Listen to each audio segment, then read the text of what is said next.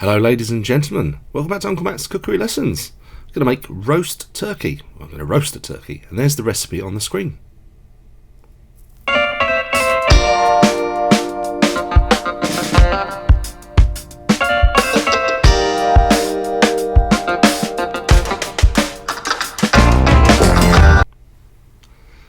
So I hope you like that little intro there. I've just learned how to do that. I believe it's called a B-roll, folks. Anyway, lots of ingredients there. That unusual thing in the blue bag is the turkey neck, and basically this is gross. We've got to get all these bits out. You can't be squeamish when you do this sort of stuff, and I apologise for how this looks when I take this neck out, but that's how it looked. Yeah, okay, moving on quickly. Move that little bit of flappy skin from the neck there, and then we're going to give this thing a thorough toweling off, really. Some clean kitchen paper, get in all the crevices, because we're going to dry brine this thing, this magnificent bird. The point of dry brining is it's easier than wet brining. Wet brining would be you make a brine solution, which would be mostly water with salt and perhaps sugar and things like that in there, and you submerge the animal in it for however long, like sometimes up to 48 or more hours. The dry brining is easier because we can all hopefully make space in our fridge. So what you saw me there was preparing the dry brine. It was mostly salt. I used some dried sage and some black pepper. Give that a bit of a mix around. And we're going to, every single bit of surface skin is going to get this rub basically. And this poor animal sacrificed its life so we could have dinner. So the best thing we can do for it is give it a little massage, try to make it feel a bit better. So that was the back side. Now to the breasts and leg, and we're even going to get some in the cavity. So while you're watching me do that, the history of turkey in the UK. It came here originally in 1526. A Yorkshireman called, what's his name? William Strickland. Yeah, it's hard to say. He bought some from some Native Americans. It obviously originally comes from Mexico, and he brought it to the UK. There it is, going in a fridge, uncovered. Uncovered, everybody. We want that skin to sort of get dry, okay? And then he sold some in Bristol, and his family coat of arms even has a turkey cock on it. Stop it. It's what they call a male turkey, you know that. Okay, anyway. Preparing mirepoix to go underneath the bird. The garlic I just halved. Half of that is going to go inside the cavity. But don't worry about any finesse when you're doing this. Just hack it all up, any old how. The leek you must wash, so that's going in a separate bowl. I'm going to submerge that in water and give that about 10 minutes soak. And we'll change the water. We'll make sure it's all the grit has gone. Don't worry about removing the skinny, the papery skin from the onions. It's not really necessary. Some of it comes off. Some of it stays on. It stays on. And that is basically the mirepoix done. I'm happy that the leeks have got no grit in them anymore. And I've selected a nice roasting tray. So this is obviously 24 hours after the brining process. And a little bit of moisture still on the leeks isn't going to hurt. In fact, it will help create a little bit of steam underneath the bird, so that's absolutely fine. I haven't put any herbs in there. The herbs are going to go in the cavity, and that is the turkey neck being chopped up. This is essential for the gravy for the next video, which is coming. Stay tuned for that one. So in go the herbs. You don't want to put anything too substantial inside the cavity, because then actually stop the airflow inside the bird, and it will affect the cooking time. So that's why just the herbs and the garlic went in there. You didn't see me put the garlic, I missed that bit in the film. And now we're giving the surface of this a thorough buttering. It looks absolutely gross and messy. It is, but try to get it again underneath the armpits and in the crevices. That is going to baste this bird as it roasts. So sit it upon the mirepoix. You can tie up the legs, you can tuck the wings underneath the bird. I didn't do any of that.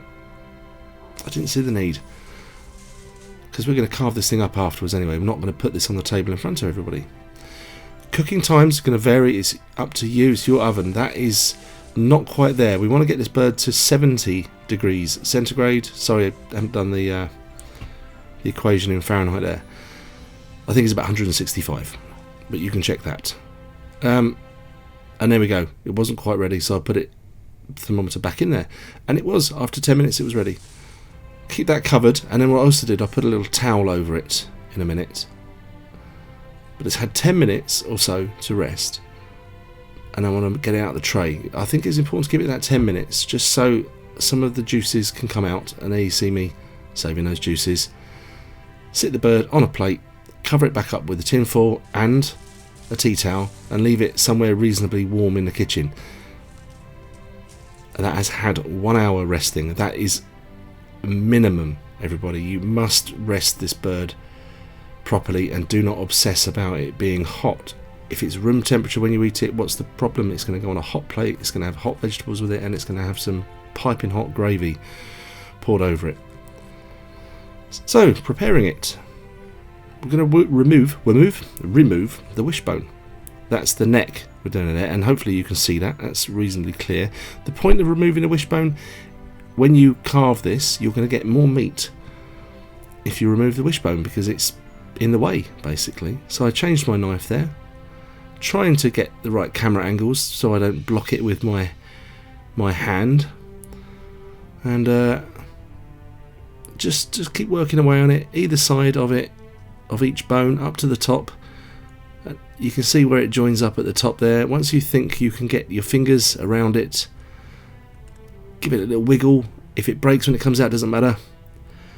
Mine didn't break, and yes, I did have a little wish, and yes, I did wish for more subscribers. So if you're new here watching this, what are you waiting for? Click that button, please. Okay, removing half of the wings, like so. Give them a little twist. You should be able to do this without cutting through bone. That gives you a bit of access to the leg. So you can see I described to you there with my finger where the leg meets the breast. Just try to ease it under there, and then I'm going to turn it on its side to cut underneath, and we're going to try to get the oyster, which I'm trying to show you there. That's where the oyster is. It's sort of on the back. It's where the thigh meets the back. So get your knife around that, and then you dislocate. It's a bit gross. It either makes a lovely sound or a gross sound, depending on how mad you are.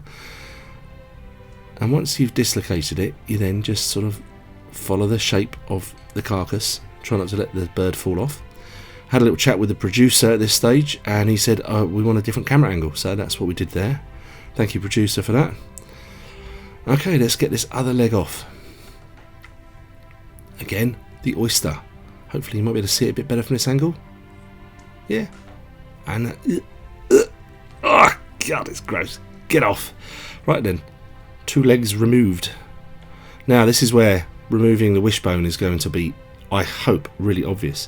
What I do when I do this, I aim pretty much right down the middle, and the knife will naturally fall one side of the breastbone, and so then you go, alright, that's the side we're taking off first. The whole point of butchery is you are keeping as much meat on the meat and as little meat on the carcass, so you sort of follow the shape of the carcass all the way down to it meets the wing joint. Now I'm trying to demonstrate to you, there it is, and you can sort of, you don't have to hack away at it, you can, there you go, dislocation again, and it came off. So the point of removing the breast like this way is going to be much nicer when we carve it and we can present this on a platter.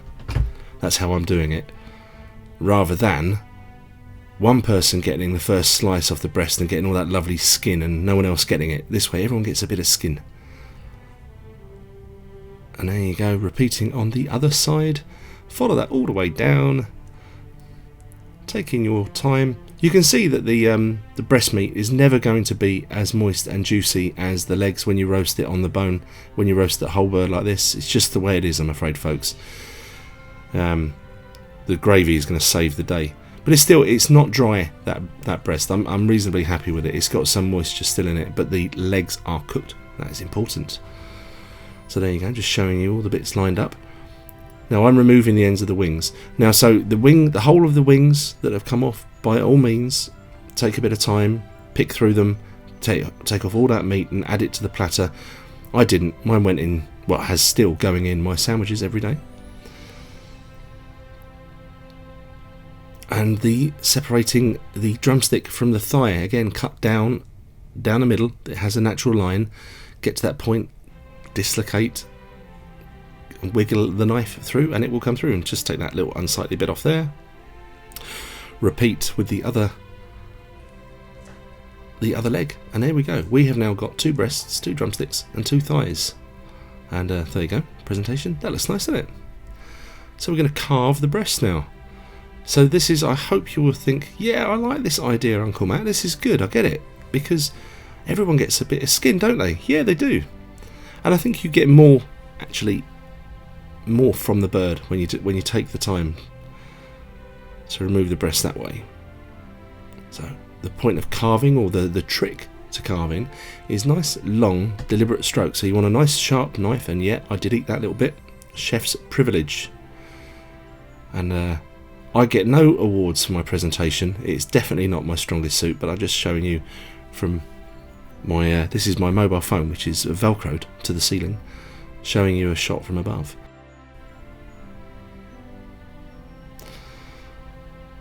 So just keep carving, and carving, and we will get there. Keep it nice and tidy, keep it all together like that, and try not to get distracted by the point where I'm going a little bit thin, aren't I? I'm not too happy about that, but what can you do about it? I was 48 recently. Anyway, that's enough about my midlife crisis. Let's take the thigh bone out. So, again, with any deboning, you try to keep as much meat away from the bone. So just either side of the bone, there's a bit on the top there, just take that off. Try to resist eating that bit. You know, there's got to be some left, hasn't there, when you put this on the table. And then just run your knife underneath the bone, all the way through. There it is. And then just check any bits of cartilage. This is one of my biggest sins. I quite often forget to get the cartilage off, all of it, and then someone's chewing away on it. It really is off-putting. So cartilage removed. Again, I've sliced that up. Nice sort of inch size thickness pieces. And I think that's important as well. Don't carve this stuff too thin. It will dry out much more quickly, and it will also go cold more quickly as well. So speeding through that one, take off that and that bit of cartilage, and slice up that, and we're pretty much there, apart from the drumsticks. And I'm not going to try to get the meat off the drumsticks. I think it's a lot of faff. People are waiting. They've had their prawn cocktail or their soup, and they're saying, "Come on, where's the turkey?" So I'm just gonna, well, do this. That was dramatic. Anyway, yeah, French trim. That's what that's called. Exposing the bone. It's nice to have a bit of exposed bone. Anyway, moving on. Right, so, and I thought I'd show you a way if you want to plate this instead of putting it on a platter. So, that's one plate. Bit of thigh, bit of breast. Try to work out what to do with the stuffing, and then give up and just lie on its side. And then go, no, it doesn't look right. Hang on, I'm going to put it, no, there, no, that's not right. Aha! Doesn't that look nice? It looks like you've been to a nice posh restaurant. And it is the most wonderful turkey gravy that has ever been made, I promise you. And the next video coming in a few days will be that. And I'm sorry, that's the blogger in me. I cannot resist a bit of parsley. Anyway, thank you so much for watching Uncle Matt's Cookery Lessons. If you're new here, please subscribe, and all those people that have subscribed recently, you've brought me over the 1,000 subscriber rate, and I am so grateful.